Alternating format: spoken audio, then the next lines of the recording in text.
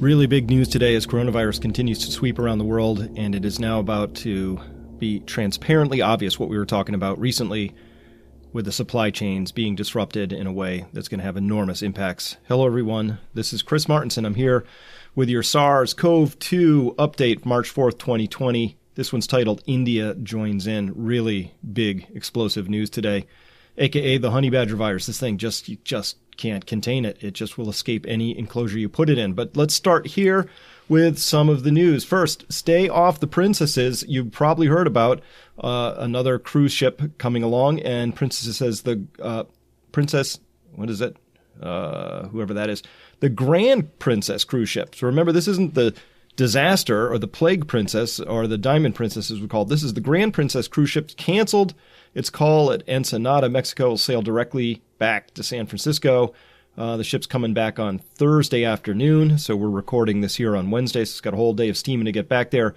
The patient, it looks out, California's reporting its first death from the coronavirus, raising the death toll to 11, and the patient was an elderly adult with underlying health conditions. Oh, it's a bad combo with this, and they were a passenger aboard the Grand Princess cruise ship, the Disaster Princess. So just stay off the princesses, everybody. You'll be fine. So the ship is coming back into California. I don't know what they're going to do with all these other people. Hopefully this is not a repeat of the atrocious quarantine that didn't work for the Disaster Princess that happened over there in Japan. Hopefully they've got a new strategy worked out for this. But at any rate, San Francisco's got a big containment issue on its hands right now. Possibly that explains the recent call to have an emergency meeting that we came out this morning from San Francisco officials. All right, a lot of new cases to talk about. Saudi Arabia got its second case of coronavirus today. Hungary, first two cases, just jumps into the pool with two cases. Italy, 587 new cases. That had slowed down a tiny bit yesterday. I thought it was going to slow down here again today, but nope. 28 new deaths, over 3,000 cases now, 107 dead. LA County, 5 new cases, declares state of emergency there. Spain, 51 new cases since last night. Now they're in the 200 club. UK, 34 new cases of coronavirus, raising total to 85. Got some more news about the UK. I think they're behind the ball on this one, and it's going to be a tough ride for them going forward, but we will see. Netherlands reports 15 new cases, taking the country's total to 38. Belgium reports 10 new cases of coronavirus, including, this is important, the first known instance for them of local human-to-human transmission. So this wasn't a case coming back from Italy. It's now on the ground. It's endemic and passing. In Iran, 586 new cases, 15 new deaths, raising total to 2,922 cases, and 92 dead. Likely, those are off by an order of magnitude, I would bet there. Remember, the disease progression for this particular honey badger virus, I mean, it's just terrible. It's case, hey, we got this, don't worry, solitary case, cluster, boom, and off you go. Thanks, Ben, for phrasing it that way, because that's how it is. Case, cluster, boom. All right, India, case. They may have their first cluster too, but let's take a peek at this. This is something that a lot of us have been worrying about, is what happens if the coronavirus gets into a country like India, where very densely packed and a lot of areas with mediocre to substandard healthcare facilities. It could really be a huge issue. So India is now reporting they've got a total of 6 confirmed cases have been reported. This was yesterday. That's shot up a lot since then. 3 of these have been reported this week in quick succession. Here's a recap. Hyderabad, the second fresh case reported in India, was a 24-year-old software engineer. Catch this story. Who had returned from Dubai, presumably caught it from Dubai, and somebody there might have caught it from somebody from Iran. The techie had flown from Dubai to Bengaluru, where he works, before traveling to Hyderabad on a bus. So that's probably a pretty bad sign right there. Young guy, probably going to be fine, or young gal, whoever that is, but they're going to be fine. But on a bus, it's a great way to spread it, of course. And then as well, a 69-year-old Italian tourist admitted to the hospital in Jaipur, tested positive. 2 earlier tests of the Italian man had shown discrepancies, one negative, the other positive. That happens. At any rate, he's now been confirmed to have this coronavirus. Speaking of the possibility of a cluster here now, though, the number of cases for, I'll send this to the back, is jumped now to 28, okay? group of 16 Italians. So 16 Italians. We're going to talk about why I think it is that the Italian clade or strain of this particular virus is so virulent. Just a guess, but we've been postulating about this for a while. I think we've got some data around that. But at any rate, the Italians really have a very virulent form of this, and an Indian driver from Jaipur now confirmed to have been infected. So their driver for these 16 Italians tested positive. So that shoots up the case number to 28 in India. And so, again, we could still look at this and say, well, this is being imported from outside, which is a good sign. You wouldn't want this to become endemic in India. But at any rate, they announced that out of 21 Italian nationals, 16 of them have been found positive. So I don't know if this 21 were all in a single group or they just rounded up Italians randomly and started testing them. But at any rate, if it was just one group, 16 out of 21 just shows you how infective this virus is. All right. But this is where it gets a little concerning. Besides, 6 family members of the Delhi man who was infected with coronavirus have also tested positive for the virus. It's killed more than 3,000 people globally so far. So they did the contact tracing on this, and it came to know that he infected 6 members of his family who are in Agra. All right, that's not a good sign here because now we have what looks like a cluster. So we had case. This is cluster right here. And as well, the Italian tourist group traveled to different places in Rajasthan from February 21 to 28. So the government is now placing 7 districts on high alert. So these people had a lot of contact, and this is not a good sign right here, not a good development at all. But remember what we were talking about, that India manufactures roughly 60% of the drugs, particularly the generic drugs the United States consumes, and a lot of the world's drugs are produced in India, but they get their precursor chemicals for a lot of those from China. So we worried about that a couple of weeks ago, and then this popped up yesterday. The Indian government shuts down export of 26 APIs, active pharmaceutical ingredients, due to coronavirus. This is a big deal. And so this is sort of an emergency measure, and the government ordered these restrictions because it needs these chemicals for itself and for its own people. So it listed the affected products. That's 26 active pharmaceutical ingredients or APIs and formulations containing such APIs have been placed under export restriction. Any formulations containing that. The APIs include such products as paracetamol, an over-the-counter painkiller, clindamycin, which I had for my last tooth infection, very common, an antibiotic, and tinidazole, another anti-infective, and a number of vitamins are included on that list. So seeing, paracetamol and clindamycin, these are really common big name things. To see those taken off the export list is really not a good thing. It came a little sooner than I thought, but of course we got warned a couple of weeks back when India said they had enough precursors in stock to manage through mid-April at the latest, but I think they already ran out of some, or ran low enough that they said we can't export these anymore. These all these APIs and formulations is hereby restricted with immediate effect until further orders. So no more exporting of those things. That's a huge, huge deal. Big shockwaves ought to be going on across the world around that right now, particularly in the United States. Not so much, though. If you looked at our markets, you would think that all is well, but I'll get to that in a second. Various responses. Seattle's apparently now a ghost town as residents face the uncertainty of a growing coronavirus outbreak. So people are self-isolating, limiting contact, already not showing up places and not doing things. And remember, I'll tell you about it in a second, but I think that this coronavirus is now fully circulating within this community. I think the people of Seattle have figured that out as well, not just Seattle, Kirkland, other places like that. Italy, to close all schools and universities across the country for 2 weeks to control the coronavirus outbreak. That's a pretty big deal. Again, from today, March 4th.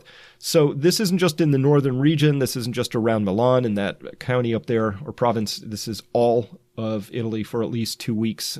So that's a very big deal. More responses to talk about here. So this is from the UK. And as of today, due to the number of new cases, we will no longer be tweeting information on the location of each new case. Instead, this information will be released centrally in a consolidated format online once a week. We are working on this now and plan to share on Friday. It's Wednesday right now. So once a week, they're going from, hey, we're going to tell you where the cases are to, you know what, we'll tell you once a week. This is wrong. This is not how this should be done. The people need to know instantly, where are these cases, what's going on, and so that you can decide as an individual, if you know that, like if they tweeted out, we had a case from a person, they really like to frequent this pub over here, you should know about that. And of course you should. You shouldn't go to that pub until it's been properly disinfected. And if you don't know that, though, and it's only released once a week, and it'll probably be vague by then because it wouldn't want to hurt anybody's feelings. This is the PC culture run amok. It's just something's very much not right with this. And I think we're going to discover that a health emergency ought to trump certain other considerations. And this is, I couldn't disagree with this more. All right.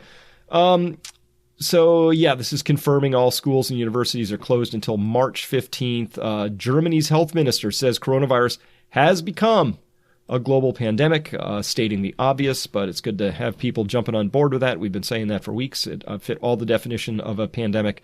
Actually, when I did my second video, I was a little uncertain on the first one, but the second one by January 26th, it was pretty clear. All right, China instructs all local governments except Beijing and Hubei province, to streamline the orderly return to work. So we'll see how that goes, but they're ordering people back to work. We're going to have to see what comes of that. And will people actually respond to that? Will provinces go back to work because they've been ordered to or not? I'm going to guess that's going to be a little bit trickier than they think. It's going to be harder than just an order at this point, because people will be rightly afraid of going to work and catching the virus and being quarantined or worse. All right, Germany bans export of medical protection gear due to coronavirus. So whatever domestic manufacturing they've got, they say we need that for ourselves. That makes a lot of sense right there. Even more responses. This was interesting. The Dutch Outbreak Management Team Health Ministry report was leaked to a newspaper. After the containment phase, army to be readied, nursing homes and army tents to be used as emergency hospitals, triage protocols developed, region-wide specialized coronavirus hospital locations to be appointed. So that's the plan. Sounds a lot like what China did, doesn't it? Remember, they built those hospitals right away. Nursing homes, I'm not so sure if you'd want to use nursing homes. That doesn't sound so awesome to me. Army tents, we saw that back in 1918 last, I guess, so or China more recently. So that's what came out, and here's the translation of this, a translated version via Google Translate, so some cute translations in here. On Monday, the cabinet met as a matter of urgency to discuss how to curb a possible corona crisis. Various scenarios were discussed there afterwards. None of those present wanted to say anything, but the so-called worst-case scenario is also taken into account. The advice of the outbreak management team, which has not been published, states that in addition to nursing homes, barracks must also be used to accommodate patients infected with the virus, just like nursing containers and nursing tents. Not sure what a nursing container is, but, what are we talking about? We're talking about this. This is what we saw in Wuhan very recently. This is, the equivalent of a barracks. This is just a gymnasium, I believe, or something like that. But at any rate, rows of beds to begin to accommodate people if it comes to that. So this is where the translation gets cute. Another remarkable glimpse into the kitchen. I like that, because that's where all the talking happens, right? If you're ever something's gonna happen, it happens in the kitchen. The experts from the outbreak management team write that attention must be paid in the media to the importance of proper use of scarce personal protective equipment. Unnecessary use must also be reduced. Okay, so that's what we're seeing all over the place in the world. There's scarce personal protective equipment. The whole world seems to be a little bit unprepared for this. And so instead of just announcing that, of course, this is in a secret, not released emergency sort of what are you calling this? It's kind of report or something. At any rate, they're all admitting it to themselves behind closed doors, but it's very few people are admitting this in public and at least officials saying, hey, we just have a scarcity of personal protection equipment. What are we going to do? Then Bruins then said in a letter to Parliament last Monday evening, I would like to emphasize once again that personal protective equipment is primarily needed to treat patients in the healthcare sector and offer little protection for general use. Use of it by the public is not a practical measure. Well, it would be if we had enough of them. It's not when you have to triage. That's what this triage protocol thing is right about here. You have to go triage. Triage means we don't have enough. Where does it go? The underlying advice is, oddly enough, not the same as the letter to Parliament published via the usual websites. Okay, so there's one set of things going on behind closed door and another one out in public. And speaking of responses, they're getting more extreme, a little more bizarre. Iran to temporarily free 54,000 prisoners as coronavirus spread. Sounds like they're just emptying their prisons because they don't want to deal with the nightmare of having coronavirus just sweep through a prison. I'll take them up on this temporarily thing. I'm not sure how temporary that turns out when you release 54,000 prisoners. Well, good luck with getting those guys all back. All right. If we can't even get a simple thing right, I'm not sure how we're going to get the more complicated things right. Look, we've been seeing all this stuff about face masks. I've been asked a lot of questions about it. A face mask is the simplest thing ever. There shouldn't be any problem with this. We shouldn't be having any conversations about it. But there's probably thousands and thousands of column inches and minutes of airtime have been devoted to this theme. Does wearing a mask while traveling ward off illness, And no, this is on ABC's news right here, right? There is little benefit to wearing a surgical type mask and may even blah, blah, blah, may do more harm than good. Do face masks really work? From February, well, they certainly can have benefits. They can also do more harm than good. What? Especially if they're not properly used. And I showed you, what was that, 2 days ago? I showed you the Dr. Siegel from on Tucker Carlson's program wearing his surgical mask upside down and inside out.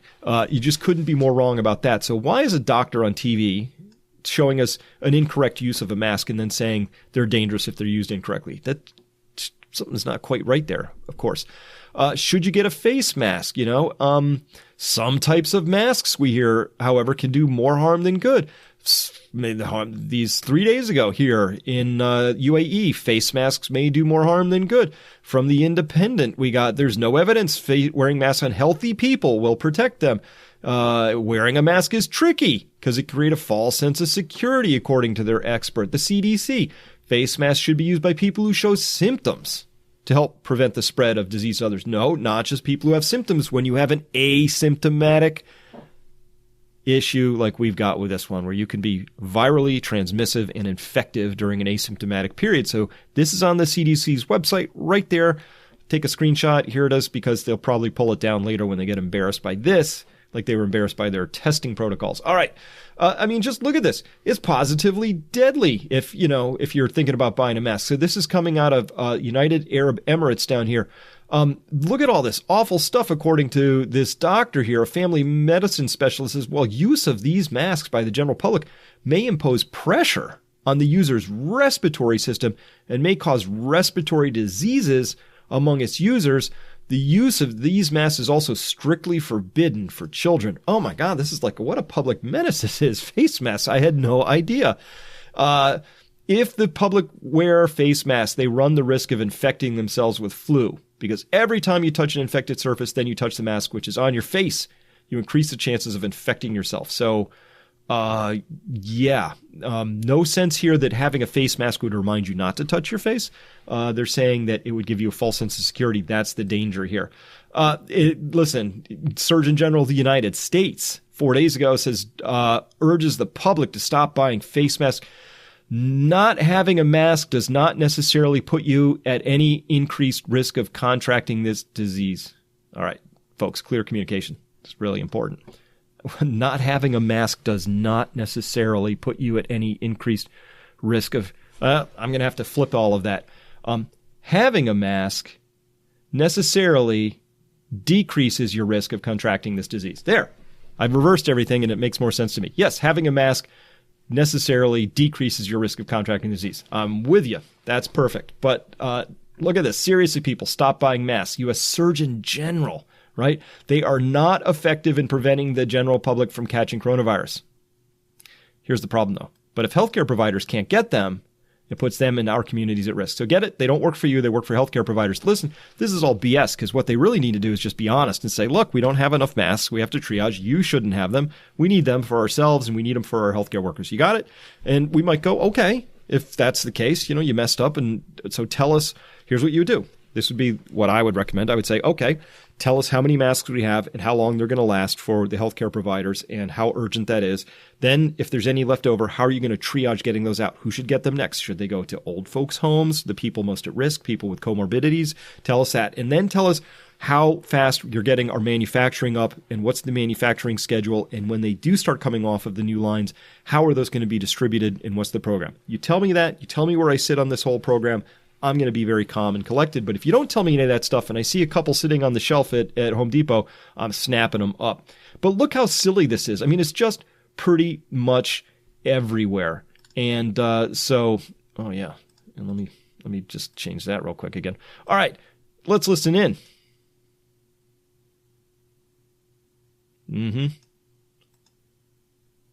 It's not playing. All right. Well, if it was going to play, this gentleman here was telling us that wearing face masks just doesn't do any good, and that, in fact, if you touch your face with this thing, you could stand a stronger chance of getting infected. So there's just this whole meme going along here that's trying to convince us that wearing masks is really bad and it's worse for you than no mask. And in fact, the people who wear these face masks really run the risk of infecting themselves, and gosh, you could get respiratory diseases and children might suffocate on them. It's really rough. And these are not playing for some reason. Don't know why. At any rate, I will show this later. I have here a video that shows in 1:34 how to put on a face mask and how to take one off effectively. And so this is just very easy information, very simple, very easy to convey. So why are we spending all of this time convincing people that we can't have masks and that they're really dangerous, and have these poor health officials coming out and trying to say that same thing, when you could just go on YouTube and you could go to this link right here that I've got, and guess what?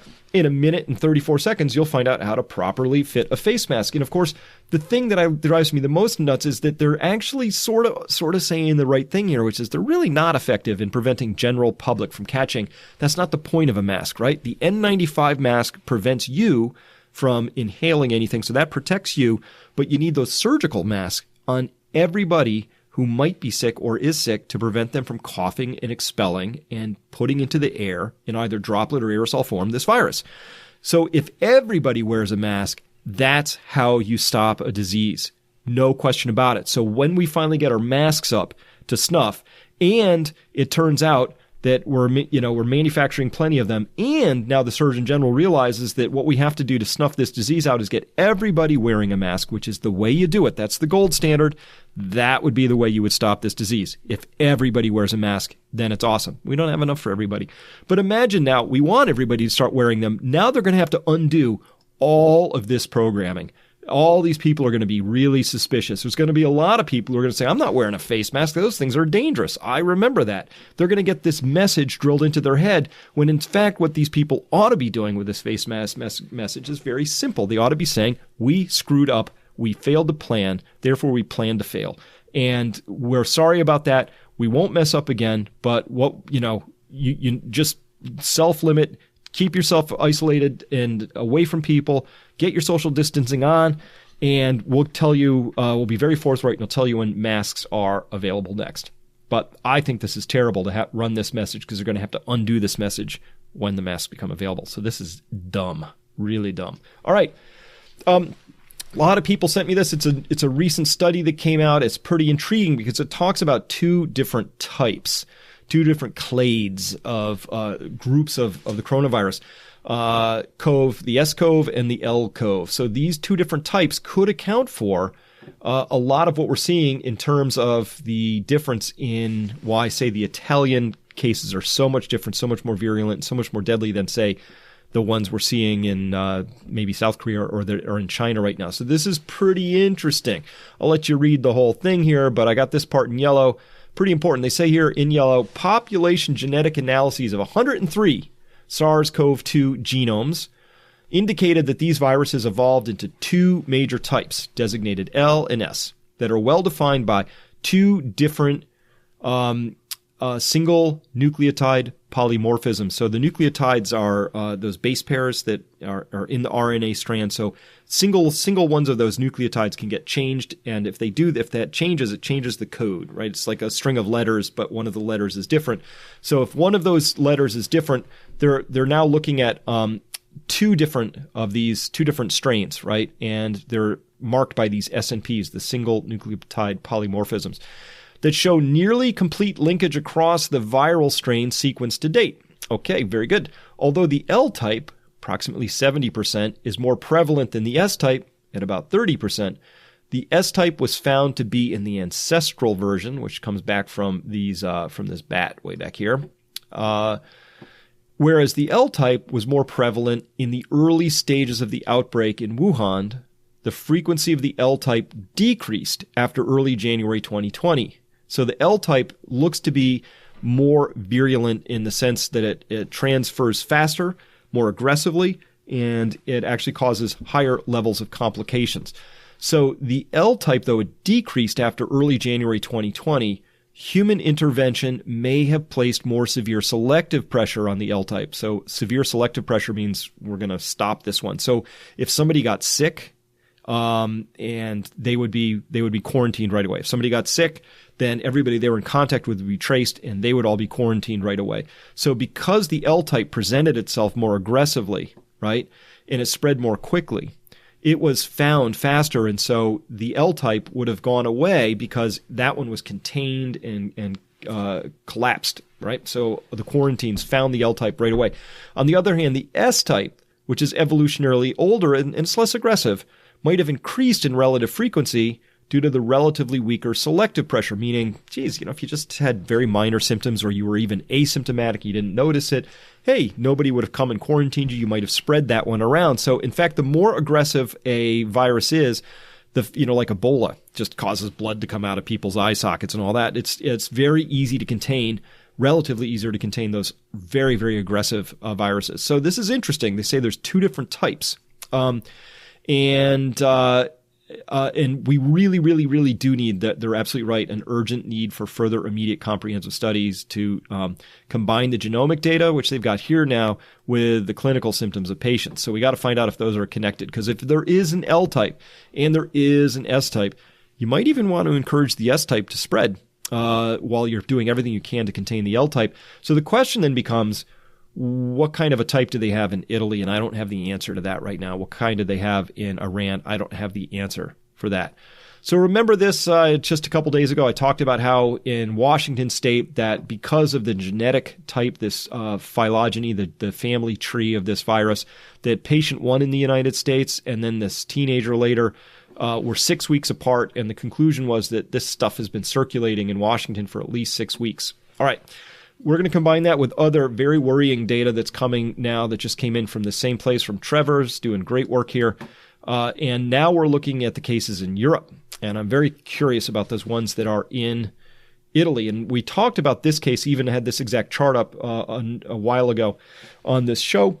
And what it was talking about, there was this first patient, the index patient, visited Germany, took a flight to China, then had symptoms, and had a positive PCR, and so was there confirmed to have had coronavirus here on January 26th, but attended these meetings here in Germany. And then patient 1 attended these business meetings, and patient 2 attended these business meetings, right? And then patient 3 and 4 had contact with patient 1. So these two had contact here, and so they all got it, right? So, but all 4 of these cases resolved very quickly. And in fact, I remember reading these things. Patient 1 was on the news saying, oh, it's like a mild illness. It wasn't that bad. And, they self-quarantined and all of that. And their symptoms were relatively weak and symptoms were all weak. So maybe we were starting to develop the theory that maybe this stuff wasn't that bad, maybe particularly for people of Northern European descent. We don't know. A bunch of theories working on it, right? Well, it turns out that this exact genotype that this person had is this exact genotype right here, and it has this large family tree now that's gone all over Italy, all over Switzerland. It ended up in Mexico, even traveled to Brazil from somebody who picked it up in Italy. It's in Switzerland, all over Switzerland, even made it out to Finland with a couple extra genetic changes.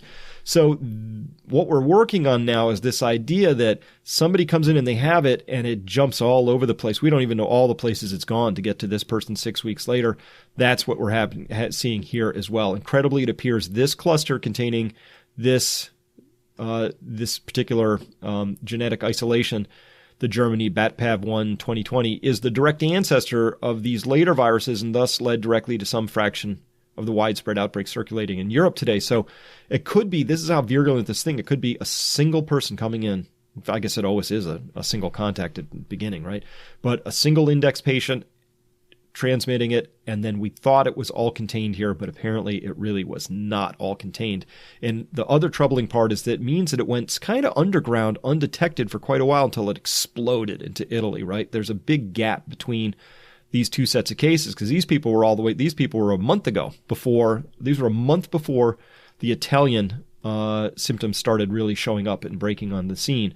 So that is kind of the same as what we're seeing here, where we're seeing a 6-week gap, and here we're seeing a 4 or even a 5-week gap. So I don't know, just working on that theory for now. But at any rate, this makes it, I still need to know what was the actual version of this. Is this the L type? Because if it is, we need to know that, and it would be very, very good information for us.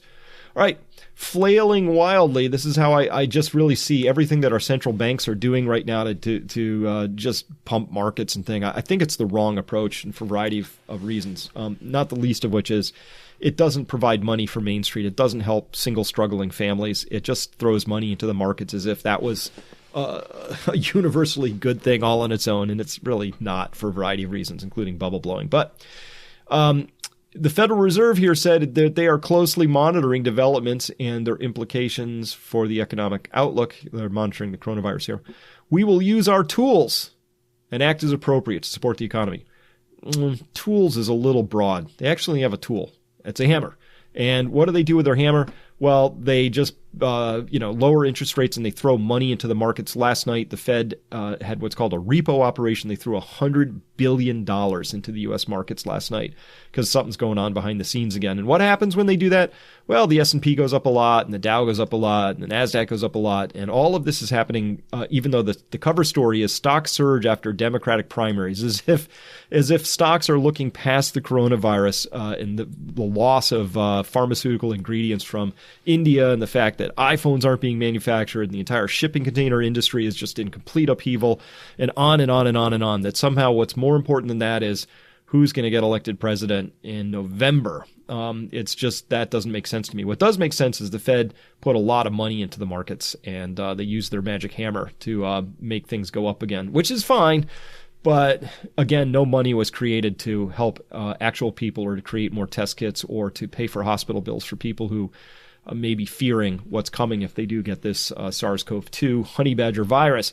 When all you have is a hammer, everything looks like a nail. So I guess their theory is if you can make markets go up, magic happens. But it's not going to work this time. So I'm a big believer in sell all rallies in this particular environment until we see the economic data turn around, until we see this virus get contained. I'm not a big believer that money printing is going to be a magic cure-all this time. Remember, the SARS-CoV-2 Balancing Act is always between stopping the pandemic but keeping the economy going, which means more than pumping stock prices, Fed, and that you also need to keep the infection rate below a level that swamps the hospitals. And South Korea looks like they're starting to run into, I just read an article a few minutes ago, they're starting to run into pretty big trouble with swamped hospitals right now. A lot of it's just people coming in who are very nervous, want to get tested, but they're starting to see an actual uptick in cases need to be treated as well. I would be very surprised if we're not going to see this infection level begin to swamp the hospitals in and around the Northwest in Washington state area in the United States. All right, not the flu, not SARS, for lots and lots of reasons, okay? So we'll just cover this one more time. There it is. You can print it anytime you want and take a look at it. But anytime somebody says, oh, it's just the flu, bro, it's not. And comparing it to SARS is just dumb. It's totally different from both of those. All right.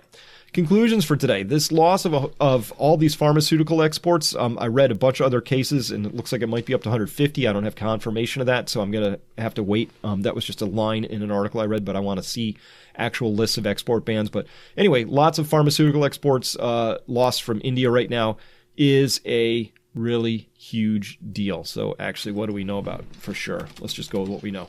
Whoops, not 126. 26. All right. I want to go with what I know. Let's just stick with that for now. All right, but I expect more of these to happen anytime soon.